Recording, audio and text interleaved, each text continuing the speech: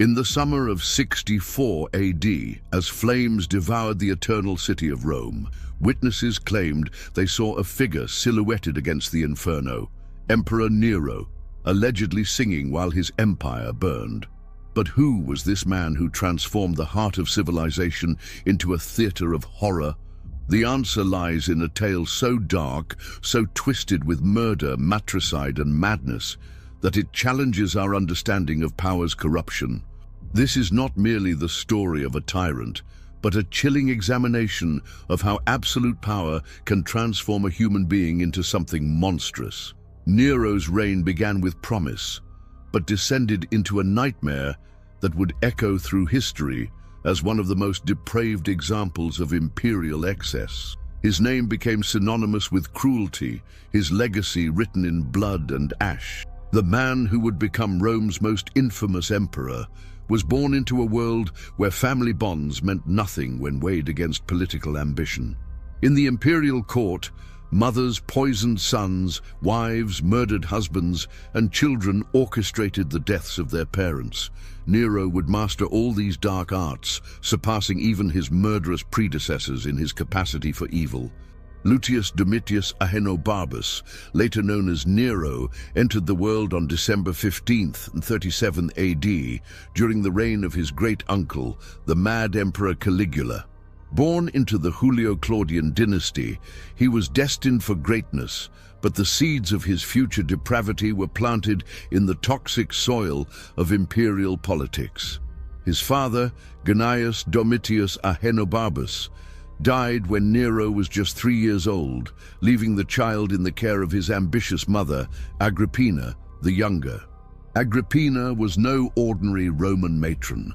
She was the sister of Emperor Caligula, the daughter of the beloved general Germanicus, and a woman whose hunger for power knew no bounds. Exiled by her brother for alleged adultery and conspiracy, she returned to Rome when Claudius became emperor in 41 AD. Her beauty was matched only by her ruthlessness, and she possessed the cunning of a master politician combined with the moral flexibility of a seasoned assassin. The young Nero grew up watching his mother manipulate the imperial court with deadly precision. He witnessed her seduce Emperor Claudius, becoming his fourth wife in 49 AD. He observed as she systematically eliminated rivals and consolidated power. In this environment, violence became normalized, and murder was simply another tool of statecraft. The boy who should have been learning philosophy and virtue was instead receiving a masterclass in assassination and betrayal. Under Agrippina's guidance, Nero's education was carefully crafted to serve her ambitions. She appointed the philosopher Seneca as his tutor, not out of concern for her son's moral development, but because Seneca had been recalled from exile and owed his position to her favor. The irony was profound. One of Rome's greatest moral philosophers was tasked with educating a future monster, though neither yet knew what the boy would become. The transformation of Claudius's heir apparent required the elimination of competition. Britannicus, Claudius's biological son, stood in Nero's path to the throne. Agrippina began her campaign of manipulation, convincing Claudius to adopt Nero in 50 AD. The emperor, already showing signs of age and perhaps the effects of gradual poisoning, proved malleable in his wife's hands. By 51 AD, Nero had been granted the title of Princeps Juventutis and was being groomed as the next emperor. The final act of this deadly drama unfolded in 54 AD. Emperor Claudius, after 14 years of rule, died suddenly at a dinner party. The official cause was listed as indigestion from eating poisonous mushrooms, but contemporary historians like Tacitus and Cassius Dio suspected murder. The prime suspect was Agrippina herself, who allegedly used a servant named Locusta, a professional poisoner, to eliminate her husband before he could change his mind about the succession. With Claudius dead and Britannicus sidelined, 16-year-old Nero ascended to the throne as the youngest Roman emperor in history. The Roman Senate, faced with a fait accompli, had little choice but to accept the new ruler. But they were not dealing with a naive boy. They were confronting a young man who had been systematically trained in the arts of deception and murder by one of history's most ruthless women. The early signs of Nero's reign seemed promising. Guided by Seneca and the Praetorian prefect Burrus, the young emperor appeared to embrace the responsibilities of leadership. His first speeches to the Senate were well received, promising respect for senatorial dignity and a return to the constitutional principles of Augustus. For a brief moment, it seemed that perhaps the nightmare of Caligula's reign would not be repeated. But beneath the surface, darker currents were already stirring.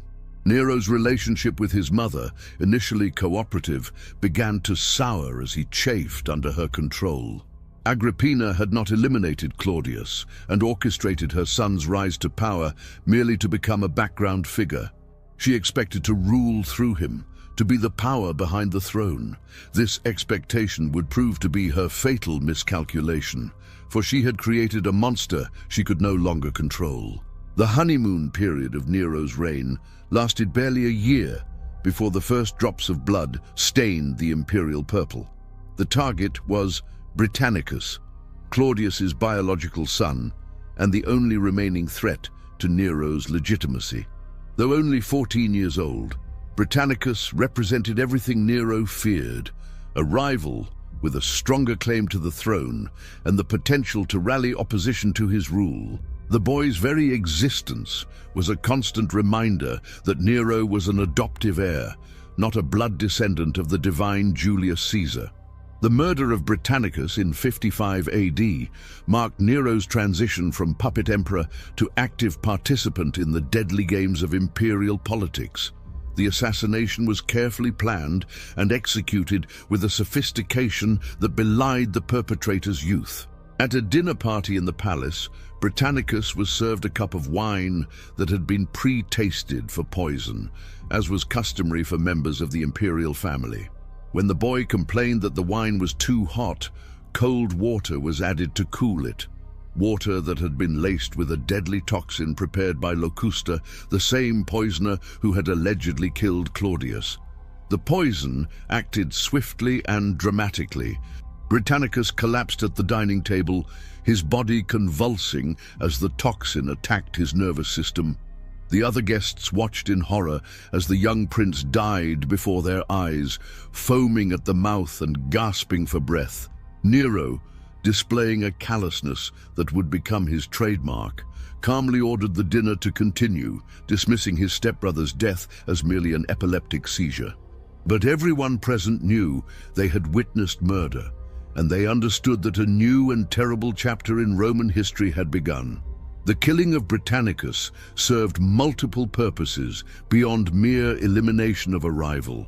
It was Nero's declaration of independence from his mother's control and his first public demonstration of his willingness to kill family members who opposed him. The message was clear: no one, regardless of their relationship to the emperor, was safe if they threatened his power. The young man who had once been guided by the moral philosophy of Seneca had chosen a different path, one that led through blood and betrayal. Agrippina, witnessing her son's transformation, began to fear for her own safety. She had created a monster, but she had also made herself vulnerable to that monster's appetite for violence. The woman who had orchestrated the deaths of Emperor Claudius and potentially others found herself in the unfamiliar position of being a potential victim rather than a perpetrator. Her attempts to maintain influence over Nero only served to accelerate their conflict and seal her own fate. The murder of Britannicus also marked the beginning of Nero's psychological descent into madness.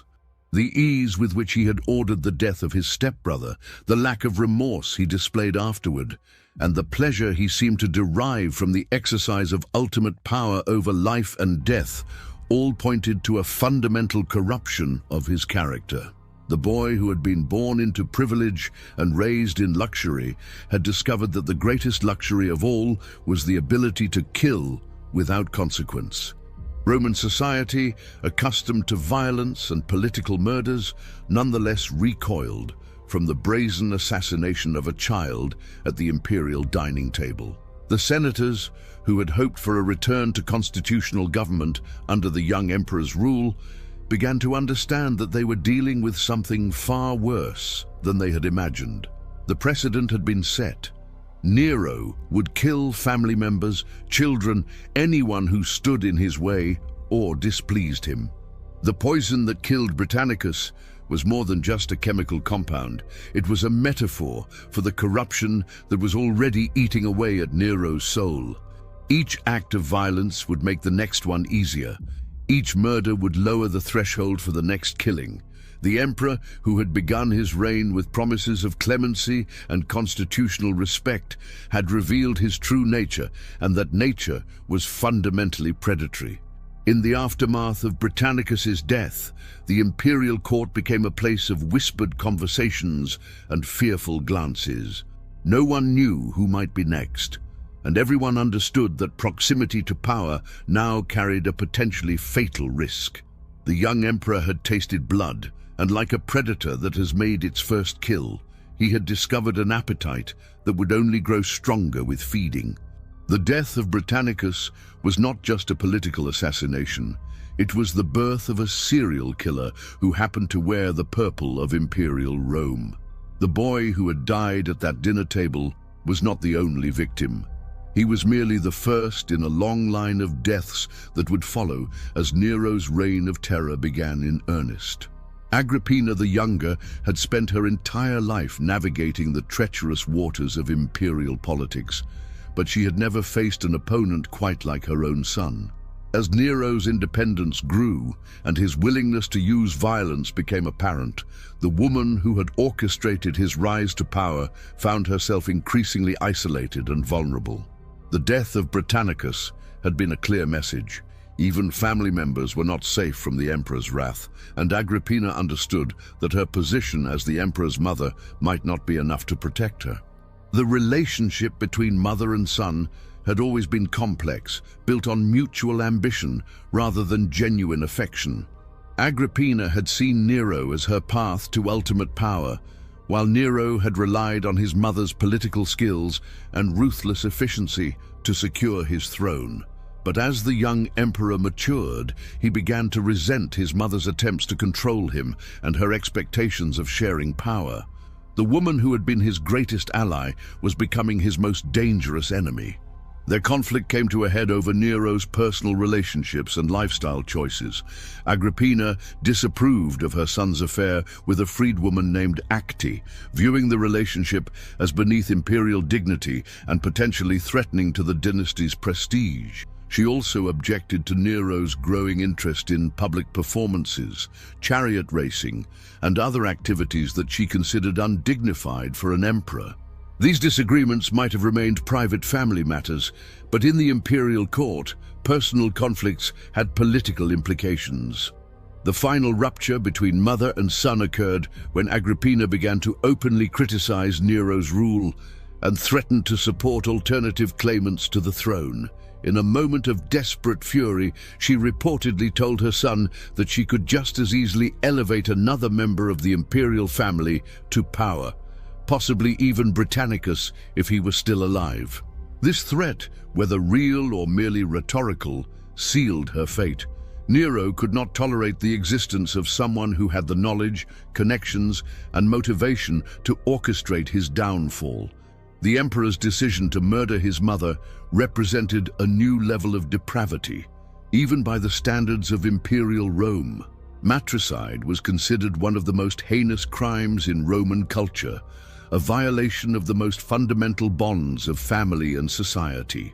The fact that Nero was contemplating such an act demonstrated how completely he had abandoned any pretense of moral constraint. The student of Seneca's philosophy had become a monster who would stop at nothing to preserve his power. But killing Agrippina would not be as simple as poisoning Britannicus. The emperor's mother was a formidable opponent who had survived decades of court intrigue and multiple assassination attempts. She was constantly surrounded by loyal guards, careful about what she ate and drank, and deeply suspicious of anyone who might wish her harm. A direct approach would be difficult and risky, requiring careful planning and elaborate deception. Nero's solution was characteristically theatrical and overcomplicated. Rather than employing a simple poison or hiring an assassin, he devised an elaborate scheme involving a collapsible boat designed to sink and drown his mother during a pleasure cruise. The plan was both ingenious and absurd, reflecting Nero's love of dramatic spectacle and his belief that he could stage-manage reality like one of his theatrical performances. The emperor invited his mother to join him for a festival celebration at Baiae, a fashionable resort town on the Bay of Naples. The reconciliation between mother and son appeared genuine, with Nero displaying unusual warmth and affection toward Agrippina. They dined together, reminisced about the past, and seemed to have resolved their differences. But beneath the surface, deadly preparations were being made. The specially constructed boat was a masterpiece of engineering and treachery. Designed to collapse at a predetermined moment, it would create the appearance of a tragic accident while eliminating the emperor's most dangerous opponent. The plan required precise timing, skilled accomplices, and a considerable amount of luck. But Nero was confident that his theatrical instincts and careful preparation would ensure success where more conventional methods might fail. The assassination attempt on Agrippina in 59 AD would become one of the most notorious examples of Nero's twisted creativity and incompetence. The emperor's plan to murder his mother using a collapsible boat was ambitious in scope, but fatally flawed in execution, demonstrating both his theatrical instincts and his fundamental inability to understand the difference between stage drama and real-world consequences. The plot would ultimately fail, but its aftermath would prove even more revealing about Nero's character than the original scheme. On the night of the planned assassination, Agrippina boarded the specially constructed vessel under the impression that she was being transported back to her villa after the festival celebrations. The boat appeared normal to casual observation, but hidden mechanisms had been installed to cause the deck to collapse and the hull to break apart once the ship reached deeper waters. Nero's engineers had designed what they believed to be the perfect murder weapon, a floating coffin that would claim its victim while providing the emperor with plausible deniability. The plan began to unravel almost immediately. As the boat moved away from shore, the mechanical devices designed to destroy the vessel malfunctioned, failing to collapse with the dramatic suddenness that Nero had envisioned. Instead of a quick and decisive sinking, the boat began to list and take on water gradually, giving the passengers time to realize that something was wrong. The crew members who were supposed to ensure Agrippina's death found themselves struggling with a half-broken ship and a very much alive imperial mother who was beginning to understand the true nature of her situation. In the chaos that followed, Agrippina's quick thinking and survival instincts saved her life. Rather than panicking, as her son had expected, she maintained her composure and began swimming toward shore.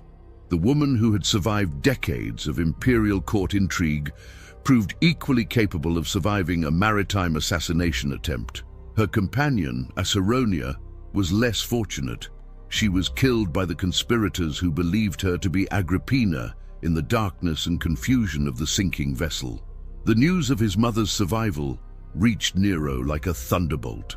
The emperor, who had believed himself to be orchestrating the perfect crime, suddenly found himself facing the prospect of an enraged and very much alive Agrippina, who now knew beyond any doubt that her son had tried to kill her.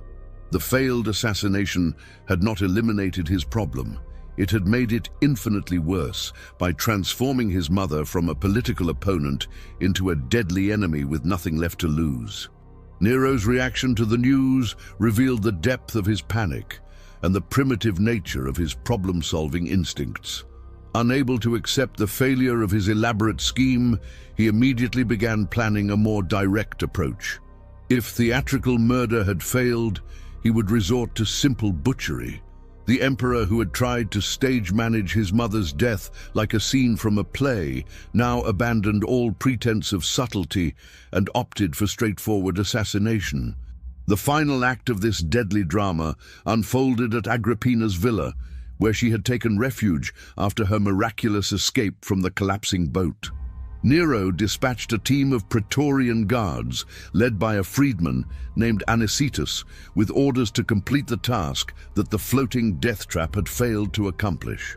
There would be no more elaborate schemes or theatrical flourishes, just soldiers with swords and a woman who had run out of places to hide. When the assassins arrived at her villa, Agrippina knew immediately why they had come. The woman who had orchestrated the deaths of emperors and rivals faced her own executioners with a courage that impressed even her killers. According to historical accounts, she bared her womb to the soldiers and told them to strike there first, since it had carried the monster who now sought her death. Her final words were a mixture of defiance and tragic recognition of what her son had become. The murder of Agrippina was more than just another imperial assassination. It was a matricide that shocked even the violence-hardened Roman public. The emperor who had killed his own mother had crossed a line that even his most depraved predecessors had respected.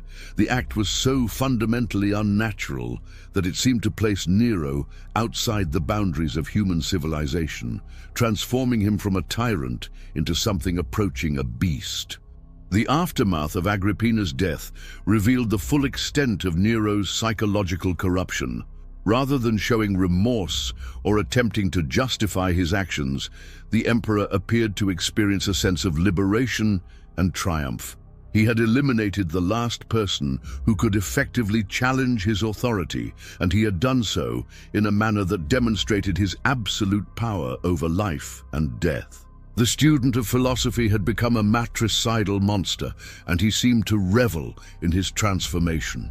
With his mother's blood on his hands and no effective opposition remaining, Nero's reign entered its most decadent and destructive phase. The young emperor, who had once been constrained by advisors and family members, now found himself free to indulge his every whim and appetite.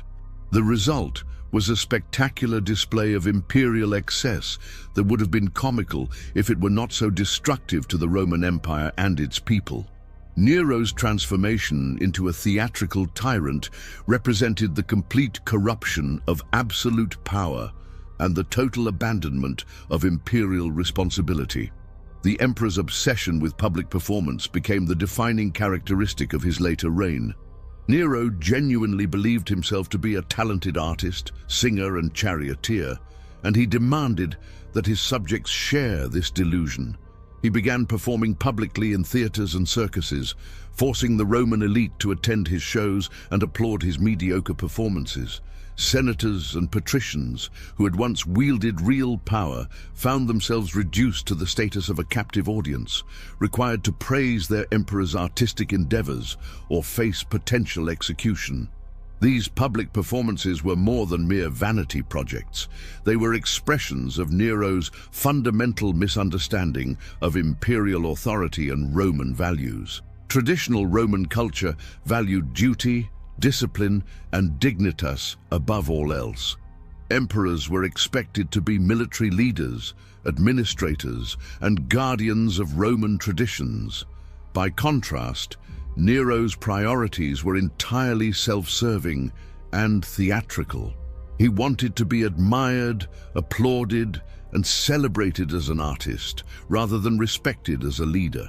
The emperor's personal life became equally scandalous and destructive. His marriage to Octavia, Claudius's daughter, had been a political arrangement designed to strengthen his claim to the throne.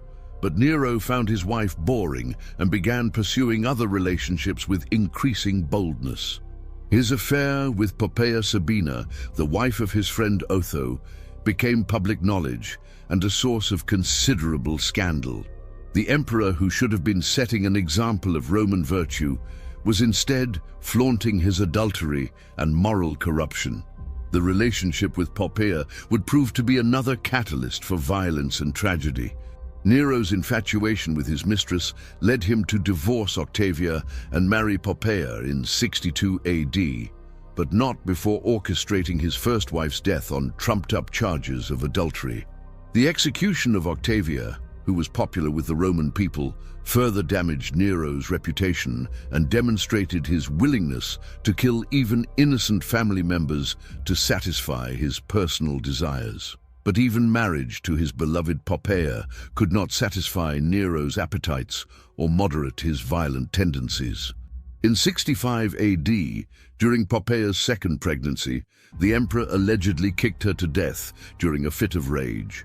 The specific circumstances of her death remain disputed by historians, but contemporary accounts describe a violent argument that ended with Nero striking his pregnant wife with such force that she died from her injuries.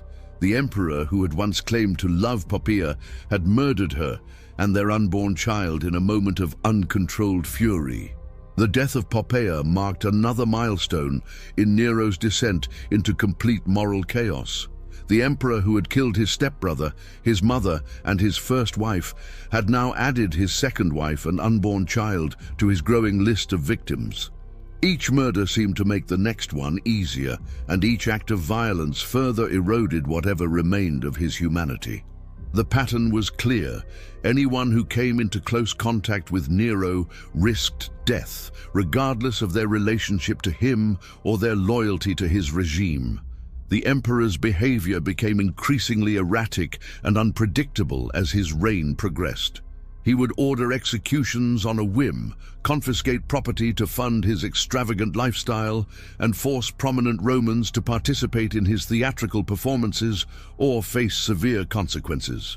The imperial court became a surreal combination of theater and terror, where courtiers never knew whether they would be asked to applaud a song or witness an execution. Nero's artistic pretensions also extended to architecture and urban planning, but with characteristically destructive results. He began planning a massive palace complex called the Domus Aurea, Golden House, that would cover vast areas of central Rome. The project required the demolition of existing buildings and the displacement of thousands of residents. But the emperor viewed these inconveniences as merely the price of his artistic vision. The Golden House would become a symbol of Nero's megalomania and his complete disconnection from the needs and wishes of his subjects.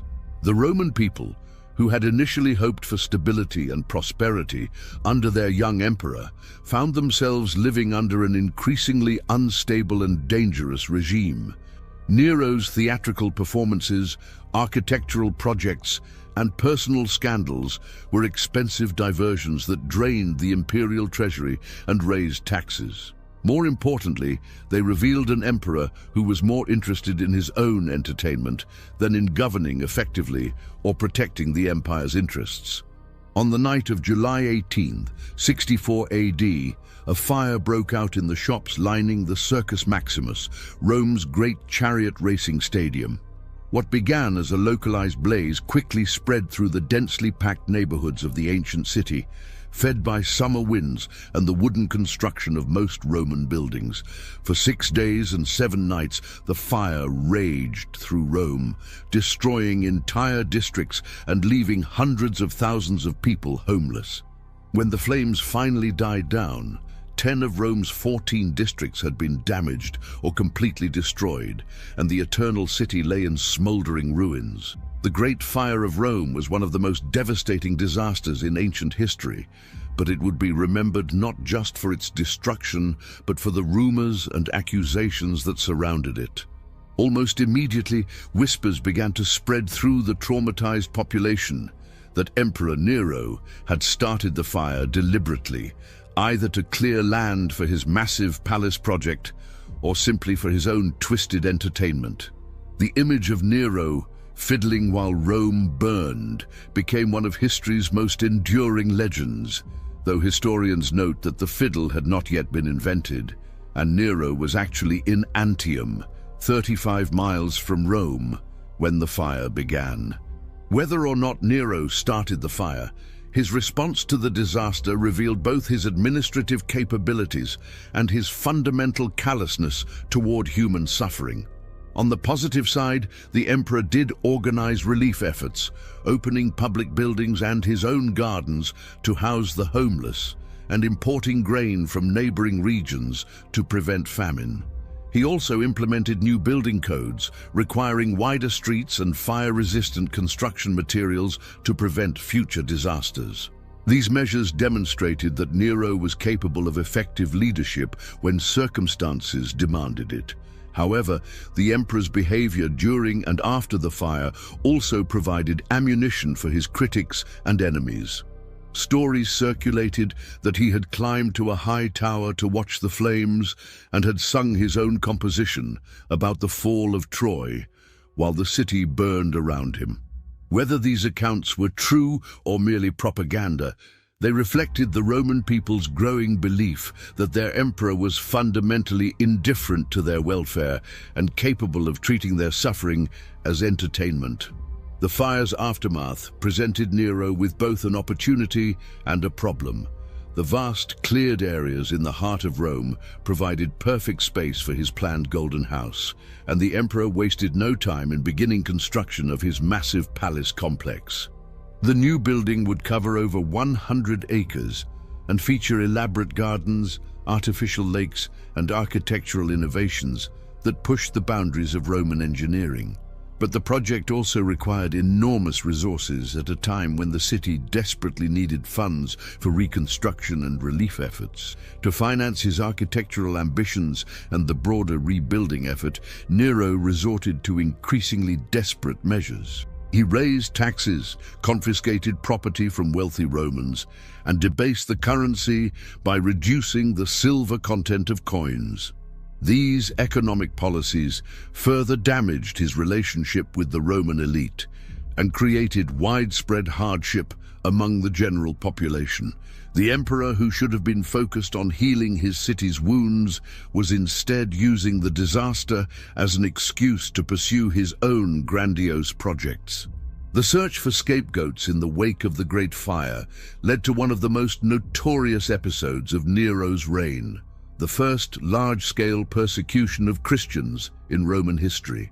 The Christian community in Rome was small but visible, and their refusal to participate in traditional Roman religious practices made them natural targets for suspicion and blame. Nero, whether from genuine belief in their guilt or simply from political opportunism, decided to make the Christians pay for the fire with their lives. The persecution that followed was characterized by a creativity and cruelty that revealed the depths of Nero's sadistic imagination. Christians were not simply executed, they were turned into public entertainment. Some were sewn into animal skins and torn apart by wild dogs in the arena. Others were crucified along the roads leading into Rome. Most infamously, some were covered with pitch and burned alive as human torches to illuminate Nero's gardens during evening parties. The emperor, who had allegedly sung while Rome burned, now used burning Christians as decorative lighting for his social gatherings. The spectacle of Christians being burned alive in Nero's gardens became one of the defining images of his reign and helped cement his reputation as a monster. Even Romans who had no sympathy for Christian beliefs were horrified by the gratuitous cruelty of these executions. The persecution revealed not just Nero's capacity for violence, but his complete disconnection from normal human empathy and his willingness to transform suffering into entertainment. By 65 AD, Nero's reign had become so oppressive and erratic that even his most loyal supporters began to question whether the empire could survive under his continued leadership. The emperor's theatrical obsessions, fiscal irresponsibility, and casual brutality had created a climate of fear and uncertainty that extended from the imperial court to the furthest provinces. It was in this atmosphere of growing desperation that a group of senators, knights, and military officers began to plot the most serious assassination attempt of Nero's reign, the conspiracy of Piso. The conspiracy was named after Gaius Calpurnius Piso, a wealthy and respected senator who'd been chosen to replace Nero as emperor. Piso was everything that Nero was not: dignified, cultured, and committed to traditional Roman values. He had served with distinction in various governmental positions and was widely regarded as a man of integrity and competence. The conspirators believed that his elevation to the throne would restore stability to the empire and end the nightmare of Nero's rule. The plot involved a remarkable cross-section of Roman society, indicating just how widespread opposition to Nero had become. Among the conspirators were senators like Flavius Scaevinus and Afranius Quintianus, knights like Claudius Senecio, and military officers including the tribune Subrius Flavus. Even more significantly, the conspiracy included members of Nero's own Praetorian Guard, the elite troops whose primary duty was to protect the emperor's life. The participation of these guards indicated that even those closest to Nero had lost faith in his leadership. The plan itself was relatively straightforward. The conspirators would assassinate Nero during the games at the Circus Maximus, where the emperor would be surrounded by crowds and relatively vulnerable to attack. Flavius Scaevinus would approach Nero under the pretense of presenting a petition, then stab him with a concealed dagger. Other conspirators positioned throughout the circus would ensure that the deed was completed and that Piso could be proclaimed emperor before news of Nero's death could spread to his supporters. The conspiracy might have succeeded if not for the participation of a freed woman named Epicharis, who attempted to recruit additional supporters from among the fleet commanders at Misenum. Her approach to Volusius Proculus, a naval officer, proved to be a fatal mistake. Proculus, either from loyalty to Nero or from fear of the consequences of treason, reported the conspiracy to the emperor. The revelation of the plot set in motion a brutal investigation that would ultimately claim dozens of lives and further demonstrate Nero's capacity for paranoid violence. Nero's response to the discovery of the conspiracy was swift and merciless. The emperor, who had survived primarily through luck and the incompetence of his enemies, now faced the reality that significant portions of the Roman elite wanted him dead. His reaction was to unleash a reign of terror that made his previous cruelties seem restrained by comparison. Arrests began immediately, and the emperor's investigators used torture and intimidation to extract confessions and identify additional conspirators. The trials and executions that followed revealed both the extent of opposition to Nero's rule and the emperor's fundamental paranoia about threats to his power. Many of those executed were probably innocent of any involvement in the conspiracy, but they had made the mistake of criticizing the emperor or expressing sympathy for his opponents. The investigation became a tool for settling personal scores and eliminating potential rivals, expanding far beyond the original plot to encompass anyone who might pose a threat to Nero's continued reign. Among the most tragic victims of the emperor's paranoia was his former tutor, the philosopher Seneca. Despite his role in moderating Nero's early reign and his attempts to instill moral principles in his student, Seneca was implicated in the conspiracy and ordered to commit suicide. The old philosopher, who had spent his life studying virtue and wisdom, was forced to open his veins in a hot bath while dictating his final thoughts to his secretary. His death symbolized the complete triumph of tyranny over reason and the failure of education to prevent moral corruption. The poet Lucan, Seneca's nephew, and one of Rome's most talented writers, was also executed for his alleged involvement in the plot. Before his death, he recited lines from his own epic poem about the Roman civil wars, creating a final moment of artistic defiance against tyranny. The emperor, who fancied himself an artist, was systematically destroying the real artists and intellectuals of his time, leaving Rome culturally impoverished and morally bankrupt. The suppression of the Pisonian conspiracy marked a turning point in Nero's reign, transforming him from a theatrical tyrant into a paranoid dictator who saw enemies everywhere. The emperor, who had once sought popularity and applause, now ruled through fear and intimidation, trusting no one and viewing every citizen as a potential assassin. The conspiracy's failure ensured that Nero would remain in power, but it also guaranteed that his remaining years would be characterized by increasing isolation, paranoia, and violence. The years following the Pisonian conspiracy saw Nero's complete transformation from emperor to monster, as paranoia and megalomania consumed whatever remained of his sanity. The man who had once shown flashes of administrative competence and genuine concern for his subjects now ruled Rome like a mad tyrant from the darkest myths of antiquity. His behavior became so erratic and destructive that even his most sycophantic courtiers began to fear for their lives, and the Roman people started to whisper that perhaps the gods themselves had abandoned their city to this monster's whims. The emperor's artistic pretensions reached new heights of absurdity and expense during this period. Nero began planning a tour of Greece, where he would compete in various artistic and athletic competitions, convinced that he would demonstrate his superior talents to the world. The very idea of a Roman emperor participating in Greek games was scandalous to traditional Romans, but Nero's desire for artistic recognition had overcome any concern for imperial dignity or Roman customs. He spent enormous sums preparing for this tour, commissioning costumes, training coaches, and elaborate theatrical productions.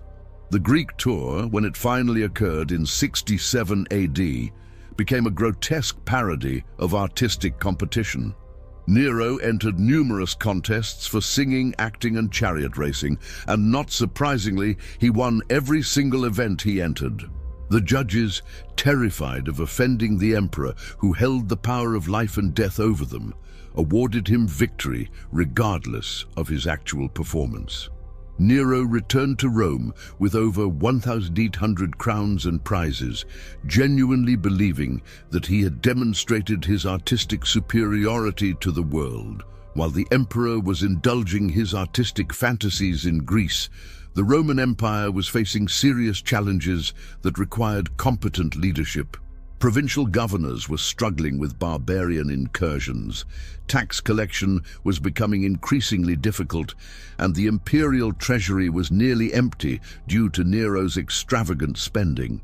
But the emperor showed little interest in these mundane administrative matters, preferring to focus on his artistic pursuits and theatrical projects. The final crisis of Nero's reign began in 68 AD with a rebellion led by Gaius Julius Vindex, the governor of Gallia Lugdunensis. Vindex's revolt was not initially a serious military threat, but it represented something far more dangerous to Nero's continued rule: a public rejection of his authority by a senior imperial official. The rebellion encouraged other provincial governors to question their loyalty to an emperor who seemed more interested in singing than in governing, and it revealed the extent to which Nero's authority had been undermined by his own behavior. The emperor's response to Vindex's rebellion was characteristically theatrical and ineffective. Rather than immediately mobilizing the legions to suppress the revolt, Nero spent precious time planning elaborate punishments for the rebels and designing new theatrical performances to celebrate his eventual victory. When he finally did respond militarily, it was with a combination of overconfidence and incompetence that reflected his complete disconnection from political and military reality. The situation deteriorated rapidly when Servius Sulpicius Galba, the governor of Hispania Tarraconensis, declared his support for Vindex and proclaimed himself